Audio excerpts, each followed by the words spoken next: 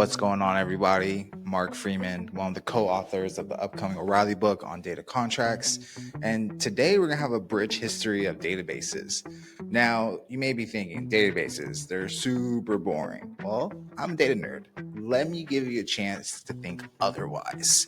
Now, if you think about it, database has been around since the 70s. So over 50 years, we have had this technology in place, yet we still are plagued with a bunch of problems. It just highlights how complex and how challenging it is to work with this tool. So where did this all start? Well, all roads lead to relational databases, and specifically looking at COD. I should have an image of that research paper right here where my finger is. Hopefully I get the editing right. And essentially, at this time, a lot of information was these massive mainframes, these huge rooms for computers. You're thinking like IBM, military kind of things, right? But eventually that starts trickling out into the wider world. Well, in the 70s, most people weren't using computers. Even in the 80s, it was like this nerd fad thing that very few did. Some didn't even believe that would actually grow into something big. Fast forward, the 90s are happening, and we start seeing the computer go mainstream, start being adopted through these businesses, and more importantly, the internet starts taking off in the late 90s, early 2000s. That's where you get that .com boom. And something interesting really happens there. All of a sudden, people are online, people are taking actions, and people want to know what's happening on their website, what is happening on their online service. And therefore, you see transactional databases really start to rise and take form. Well, the next question becomes then, we have all this information, we can track all the logs in there, but I need to understand what's happening, and that's where analytics come in. Now, analytics is not new. People have been doing statistics for centuries, right? But what is new is just the scale and how quickly people need those answers. Now, it's not as lightning fast as today, but back then, you had a business initiative to get these reports. This is when you start seeing things like data warehouses come about. Why? When you start asking these large analytical queries on these transactional databases, it started bringing the services to their knees. And that's no good for your customers on the other end who are trying to use your website, even all the way back into the 90s and early 2000s. So you had to replicate your data so you can do these wide analysis of data. And that's where you start seeing these paradigms like data warehouse come about.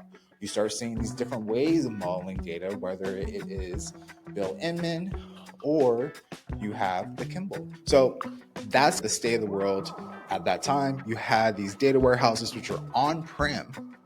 And at this time, so much work and so much infrastructure went into these on-prem deployments.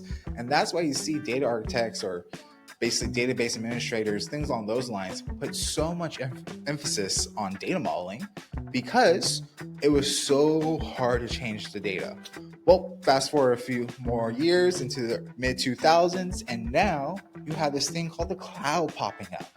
So the cloud is all of a sudden taking over tech because it's so easy to deploy, so easy to spin up, and more importantly, it is insanely cheap.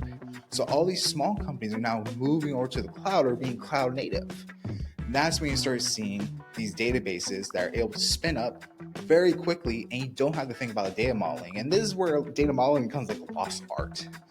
And is it bad? There's pros and cons to this. The big thing is it's tied to the needs of the business, and the needs of the business is being first to market. And so you didn't have time to think through your data use case. You just had to spin something up. Now you're managing this cloud infrastructure, which is very complicated, very costly. And now you're starting seeing these managed databases come forth. You have the Snowflakes, the Databricks, so on and so forth. Whether it's in AWS or GCP, it allowed you to spin it up and not think about the cloud infrastructure at a little higher cost, right? But if you do it on your own, it'll be more costly. So that's where many companies are at today. But this little thing called machine learning started to pop up, and machine learning had a lot of unstructured data. It wasn't necessarily coming from the application code base, coming from transactional database, and it was disparate all the ways that that information come about. Well, that's how the data lake came about, because you need somewhere to cheaply store different types of data that can be used elsewhere very quickly, with the main one being machine learning.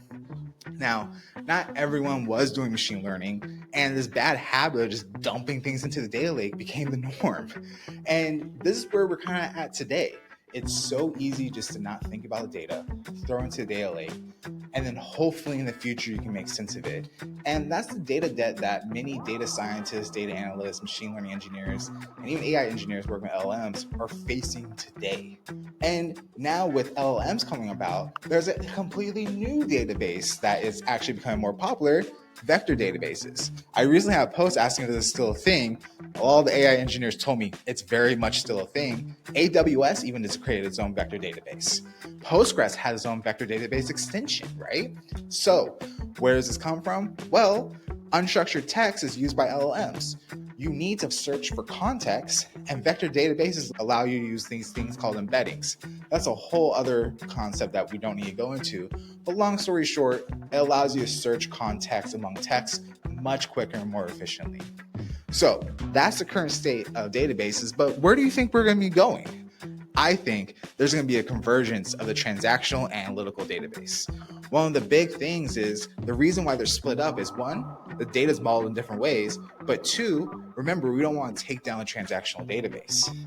Well, I think with technology kind of moving forward, we're going to see that come together where you can run those analytical queries on single model data and still maintain the same performance. I've seen it in a few conference talks, and it's coming up. I'll put a link to a conference talk that I thought was really interesting right here from Matt Housley over at Day-to-Day Texas.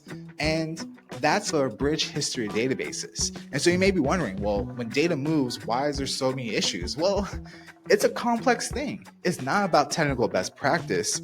It is about the needs of the business forcing decisions and constraints that lead to a norm across the industry. So next time you think, hey, why is our data so messed up? Just know there's layers of history beyond your business that's making it so difficult. And if you like this type of content, trying something new here with video, please feel free to follow me, as well as you can download our book at gable.ai/data contracts book. Again, thanks so much. And if you have any other ideas, things you want me to discuss, put it below in the comments. See ya.